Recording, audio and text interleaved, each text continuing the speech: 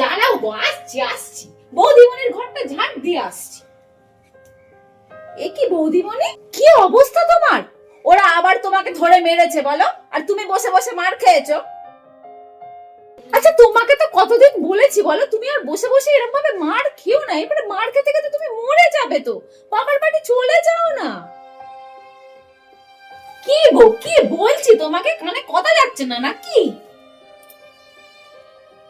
ওরা আমাকে খুব অত্যাচার করে, আমাকে খুব মারে, তারপরে আবার ঠিক করে খেতেও দেয় না। আর সারাদিন এত কাজ করায় আমি আর শরীরে পেরে উঠছি না মা গো। ও মা, আমি তোমাদের কাছে চলে আসবো মা, আমি তো তোমাদের মেয়ে বলো। আমি আমি এরকম ভাবে আর মরতে পারছি না মা। প্লিজ মা, আমি তোমাদের কাছে চলে আসি না মা, আমাকে বাঁচাও। না না, মেয়েদেরকে অনেক কিছু সহ্য করতে হয়, মানিয়ে না নিলে সংসার হয় না। তাছাড়া তুই তো নিজে দেখে শুনে বিয়ে করেছিস, আমরা কিছু জানি না। আমার ঘাড়ে আর আসিস না তো, আমার এখন বয়স হয়েছে, তোকে নতুন করে আর টানতে পারবো না। দিদি, তুই কি বলছিস? তোর জন্য তো আমার আর বিয়ে হবে না।